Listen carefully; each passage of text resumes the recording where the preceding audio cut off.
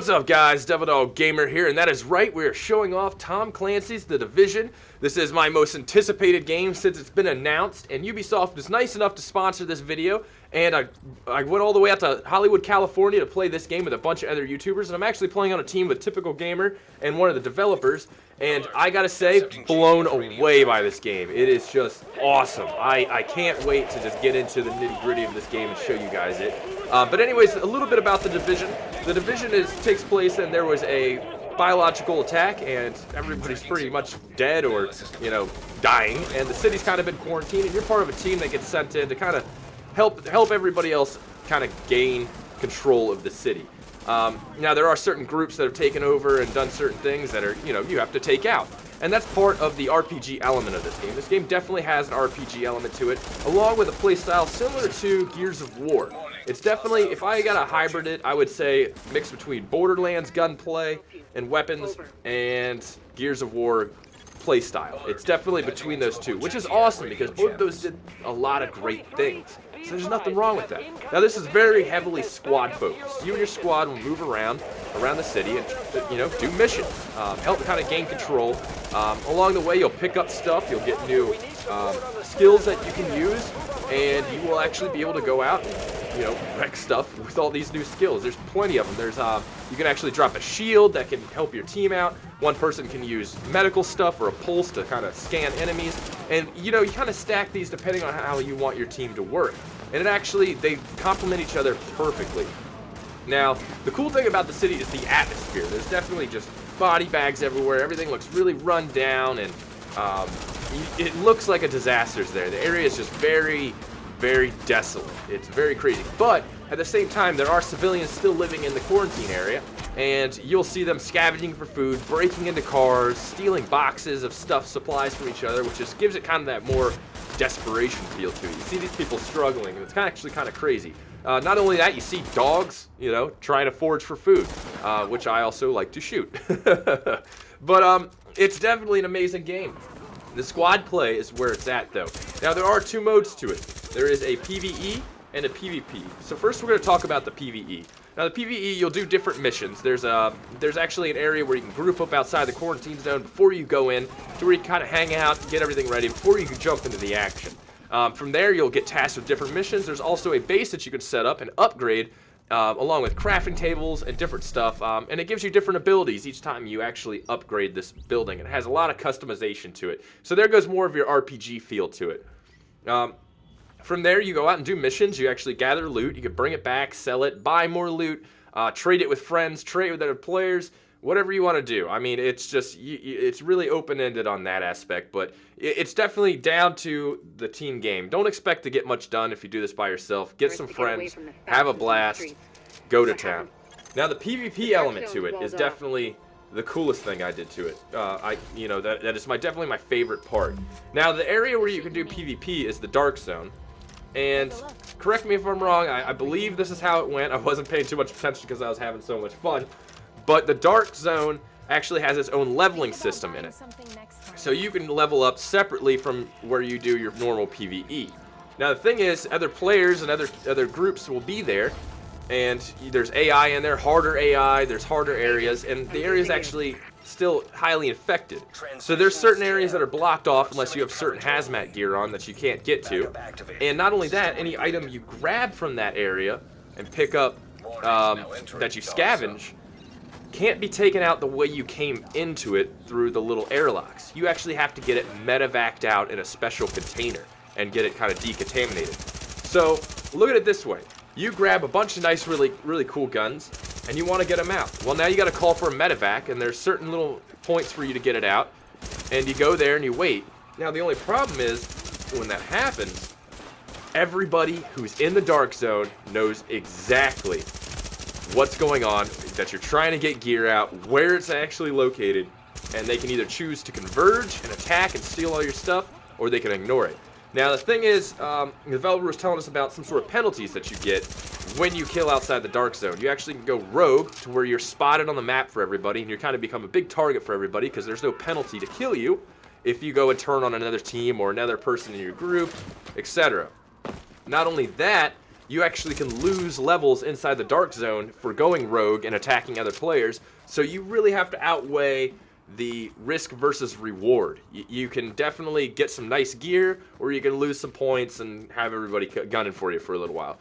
I like that aspect. It's definitely, you have to think about your actions before you actually do them. And I really think that is a cool little twist to this whole thing. It's not just, I'm going to go in there and kill people. It's like, well, maybe we can have this group help us clear out these guys and we could split the loot that we find, or we can wait for them to clear the area out, take the little hit we get, and take all their gear when they're trying to get it out of the zone. That's a really cool aspect to it, and I feel like that, you know, a lot of games have tried to replicate that. DayZ, other survival games, to either the weighing in of working together, but this kind of punishes you for not working together, but at the same time, it may be a reward, but you don't know. There's also a chance for you to lose gear. I did notice that when I died a few times in the dark zone, I could come spawn back into it, but it had a chance for me to drop some of my actual gear that I had equipped, and I could go get it back. So I could die randomly from an NPC and drop some gear, and somebody could come up and run up and grab my gear if I didn't get back to it fast enough. That's actually a cool aspect. So you don't lose everything when you die. It's a chance for a certain piece of gear to drop on your body, which is actually really cool. I definitely did enjoy it. Now, there is the environment itself is very awesome and very fluid. There's a lot to hide behind. The enemy AI is a flanking machine. Flanking machine. They will push on you, they will flashbang you, they will smoke you, they will flank around, they will jump from cover to cover. Some of them will just stand out there. The less smart AI will stand out there and kind of do their own thing and just shoot at you, while others flank around you. It's definitely, the AI itself is a challenge. It's not just players you're going to be looking at killing. You're going to have a hard time with AI, and it's definitely a level-based system. There's AI that will definitely be a lot harder for you to take out, and there's AI that will be a lot easier for you to take out. And the weapon customization. When you get weapons, they're all split into different categories. As a normal RPG, there's legendaries, you know, your good weapons, your common weapons, and your uncommon weapons. You can customize all of them. You can get suppressors, scopes, you know, different items that do different key facts to it. The weapon customization and the gear customization is definitely there, and it is actually really, really awesome. I wasn't actually sure that we were gonna get that kind of level of customization, but it's amazing, and it's definitely a really cool feature that's gonna add to the overall just scope of the game. I mean, it's just going to be amazing. And from here, they can only add so much more content. You got to look at what Destiny's been doing with their expansions, and just you can kind of see that this game can be expanded upon so much, while the core game itself is just already so satisfying. I'm definitely really excited for this game. I've been waiting for this for so long, and I can tell you guys, I am going to freak out and have a blast with it. This game definitely deserves the Tom Clancy name. As a guy who's played all the old Rainbow Six games and Ghost Recon games, I feel that the teamwork and strategy that you're going to need with this game definitely deserves the Tom Clancy name. It really does. Red Storm and Ubisoft have done an amazing job on this game. If you guys don't know, Red Storm is actually the guys who made all the original Rainbow Six games. I'm talking Rogue Spear. I mean, they've done a fantastic job. They really know what they're doing. This game is going to be amazing. We're going to be having actually a lot more videos up on this. I think about 2 more, focusing on multiplayer and a lot of the PvE missions, just gameplay. You guys getting to actually see it all in action and how we react to it. It's definitely amazing, and the beta is actually coming up soon, very, very soon. Definitely, if you guys want to get into the beta. The link's down in the description below. Get in, sign up for the beta, get into this. It's going to be amazing. Get your feet wet.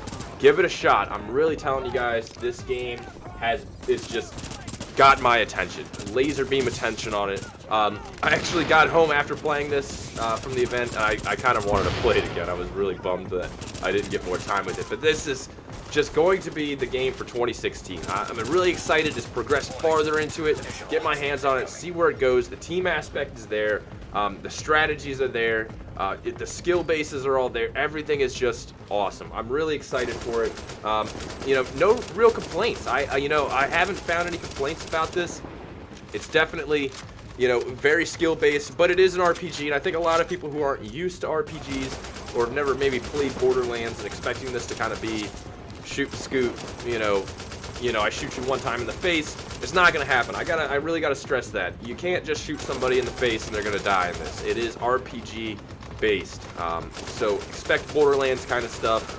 You know, you're dumping a whole mag into somebody's face. It'll be there. I mean, you'll get your criticals, you'll get your normal damage, but it's not a shooter. It is RPG based. So definitely, you know, go into it thinking like that, and you won't be disappointed at all. This game is awesome. But again, big thanks to Ubisoft for giving me early access to this game. It was really awesome. We got more videos coming up this week of it too, focusing on multiplayer and the PvE aspect. And definitely go sign up in the description below. It is amazing. Get into the beta. Have a blast with it. I'll talk to you guys later. Peace.